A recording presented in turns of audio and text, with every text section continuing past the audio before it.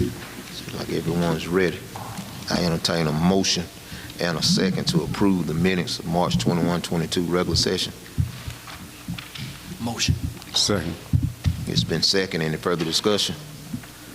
No further discussion. All those in favor, let it be known by raising your right hand. Unanimous decision. Number 4 on our agenda asks that Mr. Freddie Evans, supervisor report. Freddie will come forward. Mr. Mayor, I just got a text from him. There he is. You up, Doc?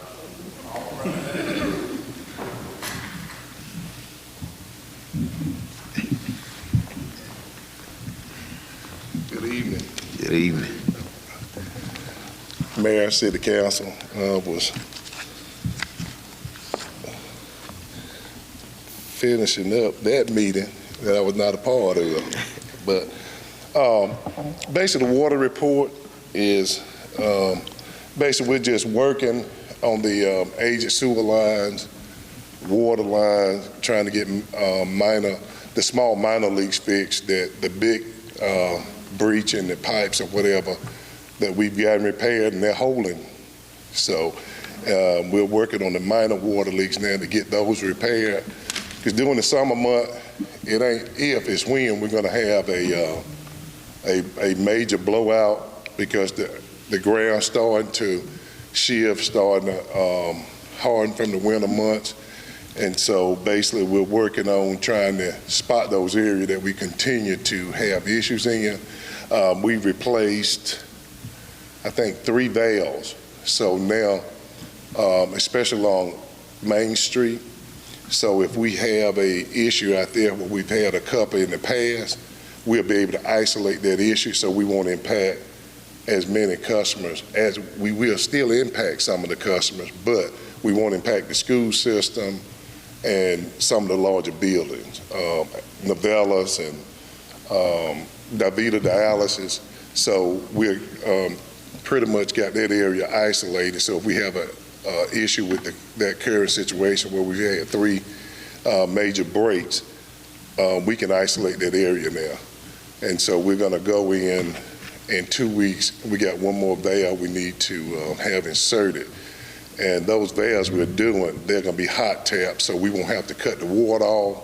We can do it with normal operation. The storm drain, you know, we're having issue with the old storm drains that are made out of granite that they're just old, and the granite is starting to separate and give away.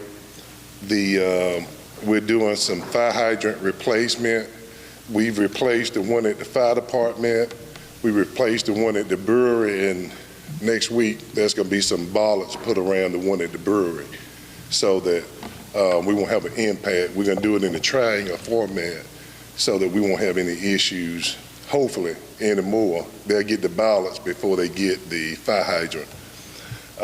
We're going to be replacing the one, if you can remember, at the corner here at Southeast Street and Green Street, at the old public library from years ago. That was going to be replaced. We have 2 on Southeast Street that's going to be replaced. The one at Bush and South Walnut and Bush, that was going to be replaced, and the one down by Napa is going to be replaced. We need to get those because we had a team to come in to go through our fire hydrants and take a look at that. And so instead of having that company to replace them, we are just getting a little help to help us to replace those fire hydrants in the city so that we can have better fire protection and make sure that we got enough pressures in areas. So after we replace it, we will test the fire hydrant, make sure it's holding pressure for the allotted amount of time to pass the fire hydrant test. And I know that we have been looking for new service vehicles for the city. We also looked at a new excavator backhoe for the city. The issue with that, there's a lot of vehicles you might see on a dealership lot, but they already allotted to another town or either to another work crew. I've talked to 10 dealers from South Carolina all the way up to the Alabama line recently in the last 2 weeks. And they said they just don't have a price sheet on them, on the new vehicles, and nor do they have do they have any vehicles available at this time. All the ones that are coming in, I mean, that's from service vehicles to law enforcement vehicles. Everything is back ordered because of the chips for the vehicle. So most dealerships now, what they're doing, GM, Ford, Dodge, they're just going to go ahead and ship the vehicles to the dealership, get them off of their yard, and go ahead, and then when the chips are available, then they'll have you to come back to the dealership and they'll install the chips.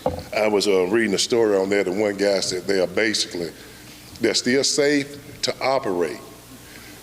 They just, some mechanics might be the air conditioning in the rear of them or something that is very, I mean, it's not a safety issue, but they can put those vehicles on the road, and at the time when the chips are available, they will have you to bring the vehicles back to the dealership to have the chips installed. So that is, and like I said, you might see service vehicle. A guy told me about Gerald Jones in Augusta. I called Gerald Jones. He said, yeah, we got them out here, but they already promised to someone else. And some of them, even on that lot, they don't even have a price sheet on where to price them out at. I did talk to the uniform sales rep this morning, and he said that some of the parts of the uniforms are on back order. And he was supposed to call me back this afternoon, either in the morning, let me know what the status are on the back order of the uniform. They're on their way. It's just a matter of when they're going to get here. But as soon as the material become available to the uniform company, they're going to ship it to us. And so, but basically that is my report. Take any questions that might need to be answered. I don't have any questions, Councilman. Any questions, Councilwoman Rivers? No. Any questions, Councilman Rose? No. Councilman Neal? I want to, Liz, now. Come in. I've only been mayor about 90 days, Mr. Fred, and I've noticed that our water department does a lot in this city. So I just want to commend you on the job that you've done, and I want to tell you to keep up the good work. Yes, Thank you sir. so much. Appreciate it. Thank you for y'all support. Yes. All right. All right. Thank you very much. Thank you.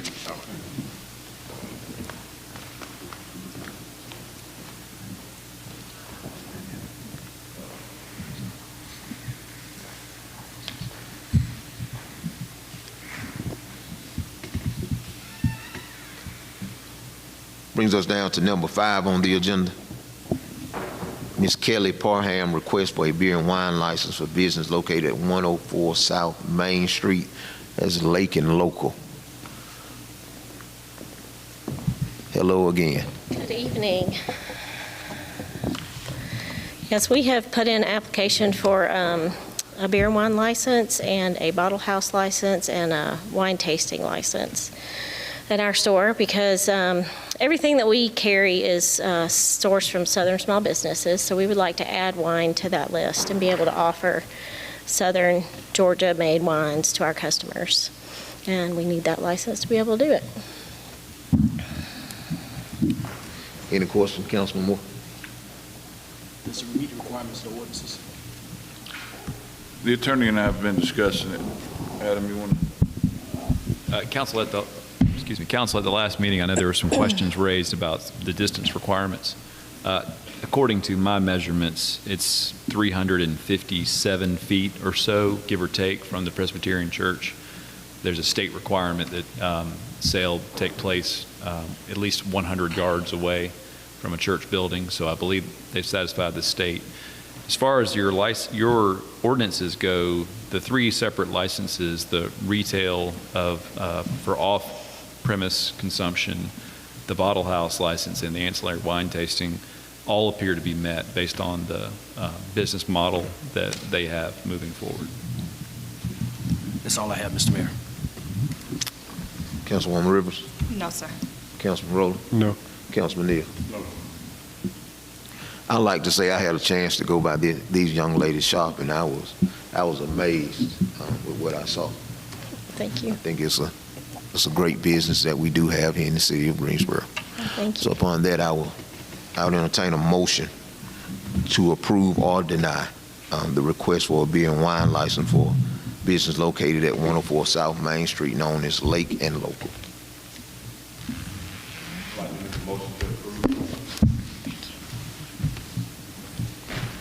I'll second the motion. It's been second. Any further discussion? No further discussion. All those in favor, let it be known by raising your right hand. Unanimous decision. Thank you so much. Thank you all so much. Next on the agenda is number 6, Ms. Mamie Hillman, request for city-approved day at Festival Hall. Yes. Good evening. The Greene County African American Museum has decided to pay tribute and celebrate a part of Georgia history, a part of Greene County history, expelled because of color. And expelled because of color was an incident really of horrific proportions because those men's lives were never the same. It happened in 1868. And this is during Reconstruction time.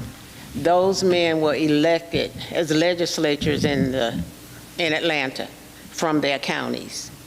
Our representative was Abraham Colby. And they were ousted. 33, they was expelled due to the fact that they were former slaves. Most of them was mulatto. In other words, fathered by plantation owners, mother was enslaved as they were. So we are coming together in September. It happened on September the 3rd, 1868. So we're coming together September the 3rd, 2022, to pay tribute to those communities where these men originated from, which most of these communities and counties have no idea who their representative were, what transpired, because it was over 500 people shot in the back just going to vote during that time. These men were expelled because they were not what people thought they should be. These men only wanted to serve, wanted an opportunity to honor their constituents who had voted for them. And they were not allowed. Even after 2 years, the Supreme Court changed everything, but a lot of those men were put in the state pen in Atlanta on trumped-up charges. Their families could not get to them. It was just a horrific time in history, and it's a blight on the state of Georgia and its leaders at that time. Because these were decent men. These men had been through the worst of it, enslavement, and they wanted to do something greater beyond themselves, and were not given the opportunity. Even our representative, beautiful soul, grew up in Penfield, enslaved, born in 1820, excelled to greatness to be a barber, a minister, and a representative representing Greene County at that time. Lived in Greene County. 65 KKK came to his house, pulled him out in front of his mother, his wife, and his daughter. And she kept saying, "Do not take my daddy." And she was just so scared. You know, guns pointing at you, they dragging your daddy out, beating him to death. Even though he testified at the Senate in 1872, we have no idea what happened to him. But sooner or later, we will find out. And it's sad that all they wanted to do was serve. Just like many of you, you have a good heart, you have a clarity of heart and mind. But that was a jacked up part of history. And those men need to be honored. They need to be celebrated because you stand on their shoulders. It was no joke. It was serious stuff going on, and it still is. So we just want to pay tribute on September the 3rd of this year. Ms. Hillman, do you understand, you're asking for a request for a city-approved day. You understand that that day comes with a price as well? Right. It's not a free day? Right. Okay. Right. Come with a price. Yes, it does. We understand that. Okay. Yes. Councilman, do you understand that she's asking for one of the days that's giving to the city for Festival Hall? That's understood. Okay. Any question, Councilman Moore? No, sir. Any question, Councilman Ripper? No. Councilman Rowland? No. Councilman Neal? No, sir. All right, no questions. I entertain a motion and a second to approve or deny the request for a city-approved day at Festival Hall, the day of September 3rd, 2022, if that day is available. Is that day available, September 3rd, 2022?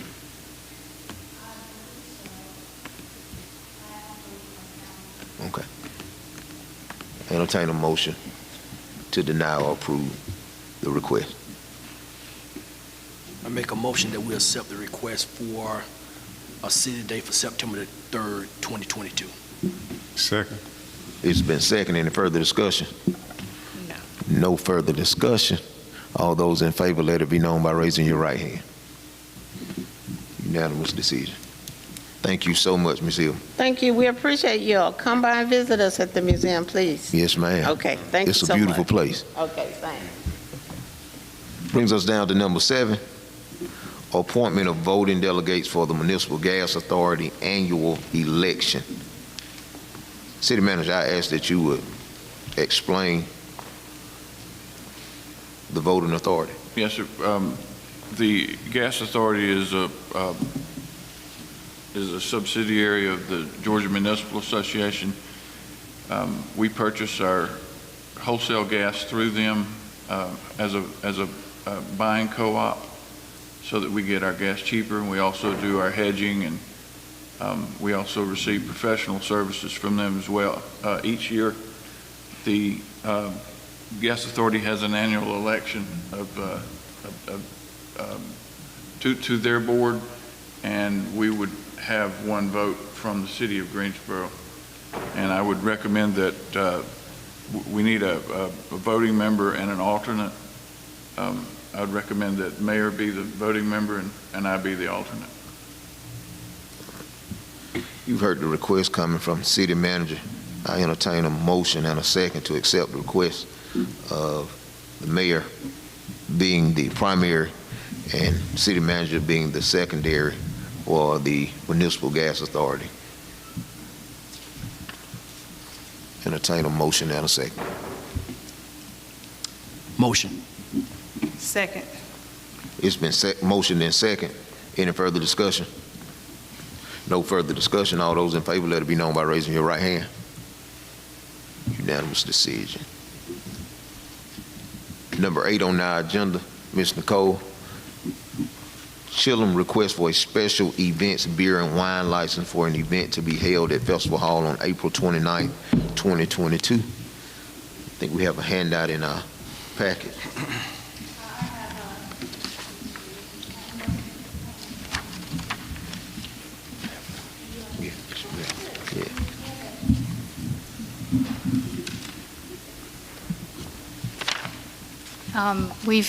I've been up here several times in the past with this same request, but we have a concert on April 29th with one of our partners, Oconee Performing Arts Society, and they are having a renowned jazz vocalist, Catherine Russell, perform here, and so I would like to apply for a one-day permit for beer, wine, and mixed beverages.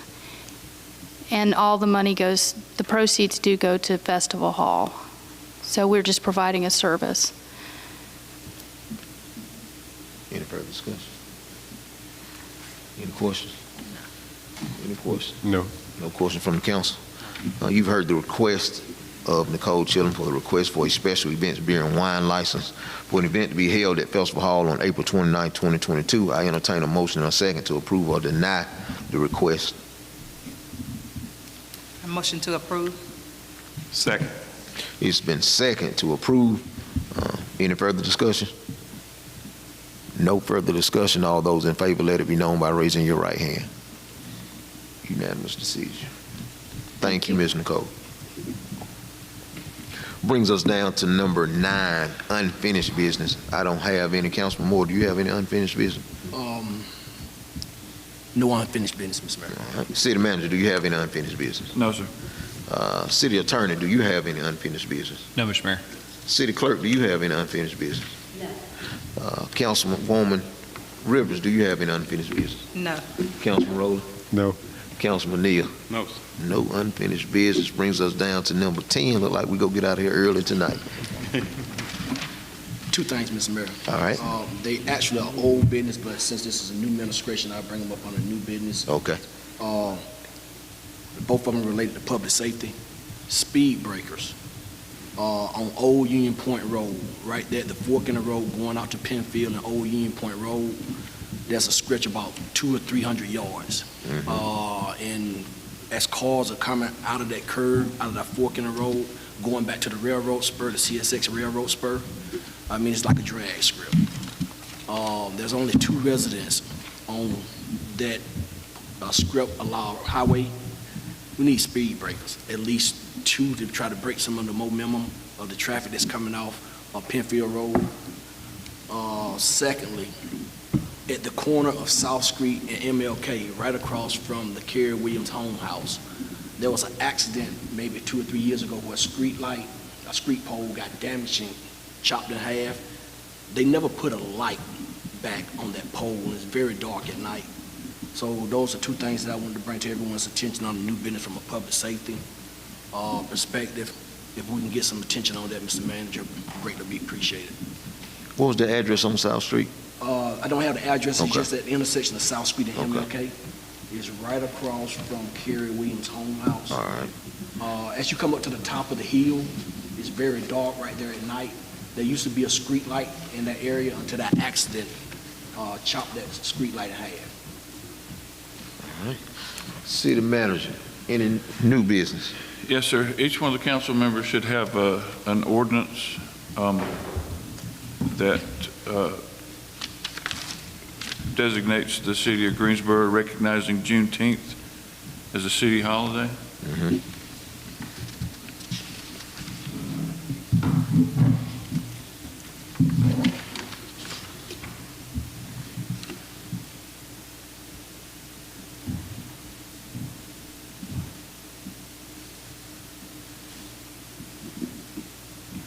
Council will give you time to read over this.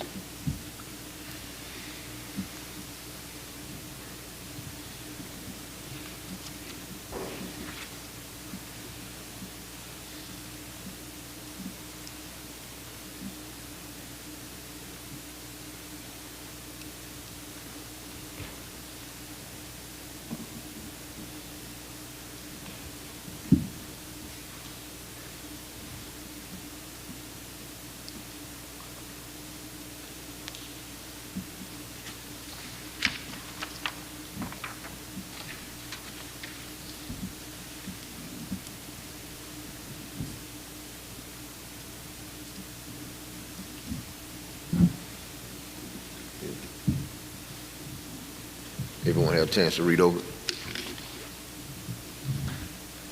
I entertain a motion and a second to approve or deny the resolution of the city of Greensboro to designate Juneteenth as a city paid holiday. Motion. Second. It's been seconded. Any further discussion? No further discussion. All those in favor, let it be known by raising your right hand. Unanimous decision.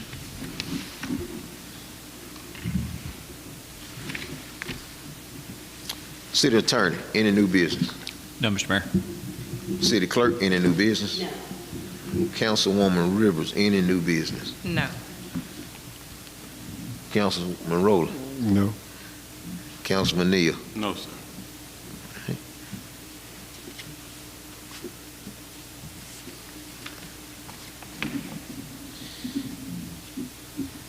Trying to make sure I don't have it. Brings us down to number 11, public comments. Any public comments? Public comments.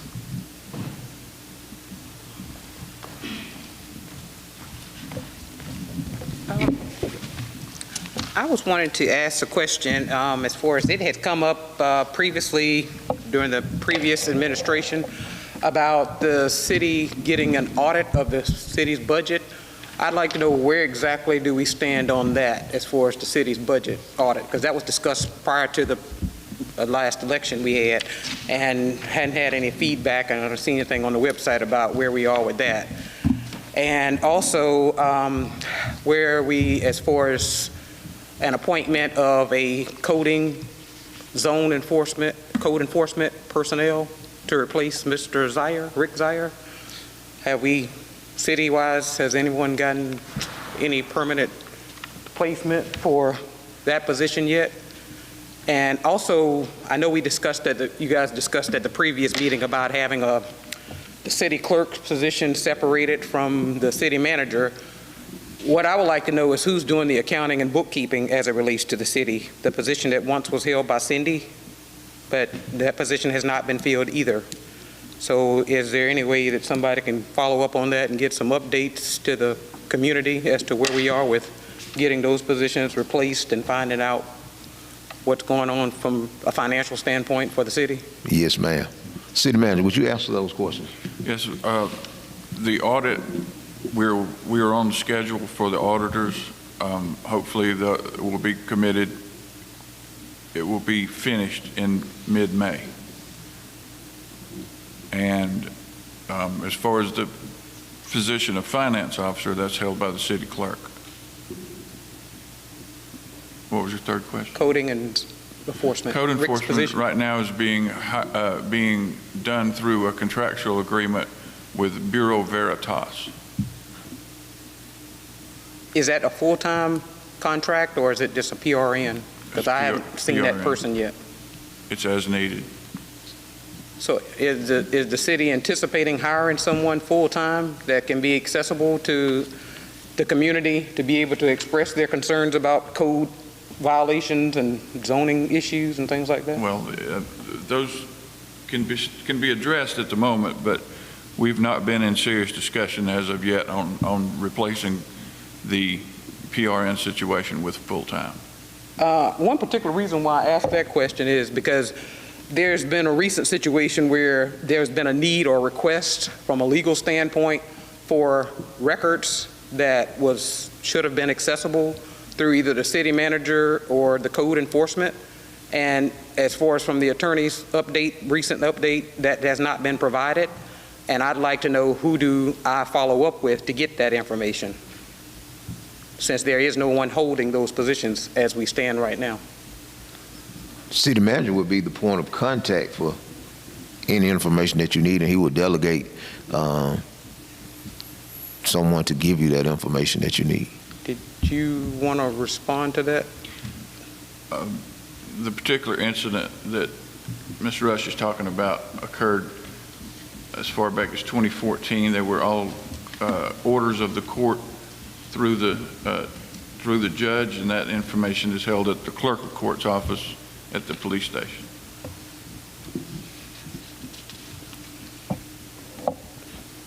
So you asking about the clerk? Our city clerk is Ms. Robbins. the clerk That's of court, a different court. Yeah, that's what I'm getting at. That's a different clerk than the city clerk. Well, I don't know if you guys would want to discuss this in open session now at this meeting, or we could have a meeting outside of, I know I'm not a part of the council, so we can't do an executive meeting, but it might be something you might want to discuss more in detail in a more of a smaller setting to get more specifics, if that would be acceptable to everybody.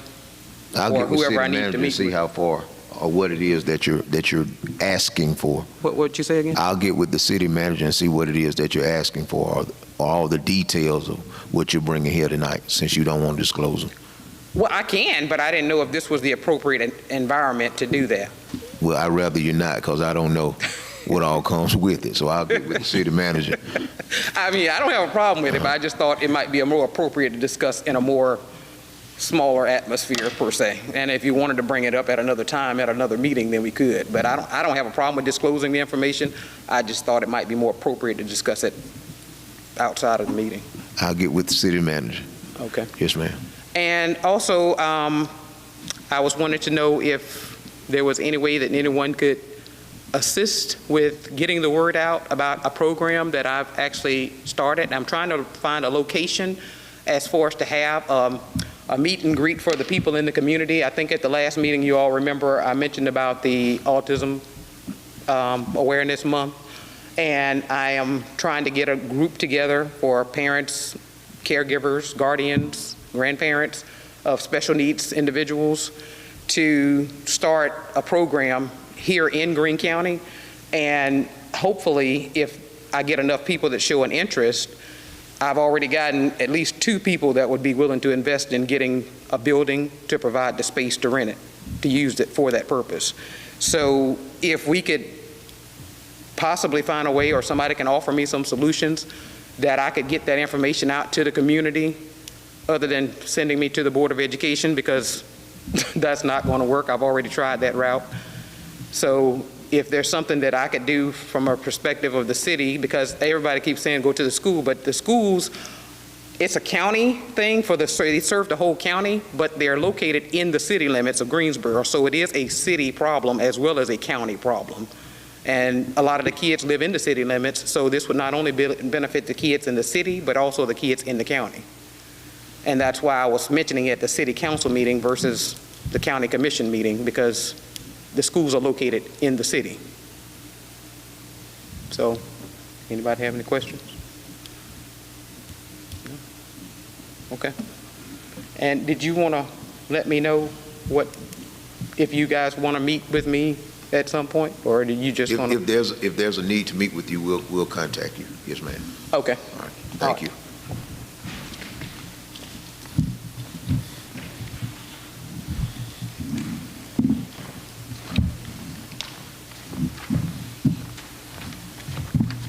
Hello, everyone.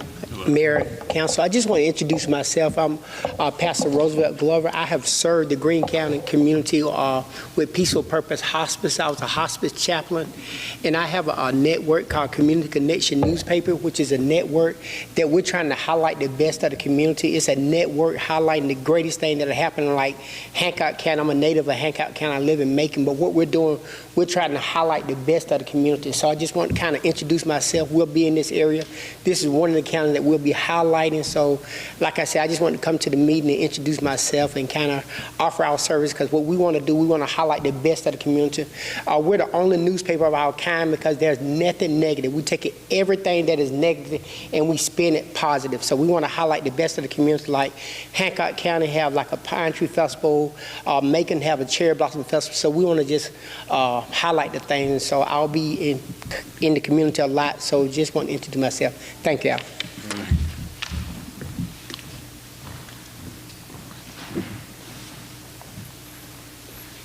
Any more public comments? No more public comments. I do have, we need to go into executive session for one real estate issue. Anything else from you, Councilman Moore? Anything else from you, City Manager? No, sir. City Attorney? No, Mr. Mayor. City Clerk? No. Councilwoman Rivers? No. Councilman Rowland? No. Councilman Neal? No, sir. Thank you all so much. You're welcome to wait until we come back. At this time, we'll go into executive session.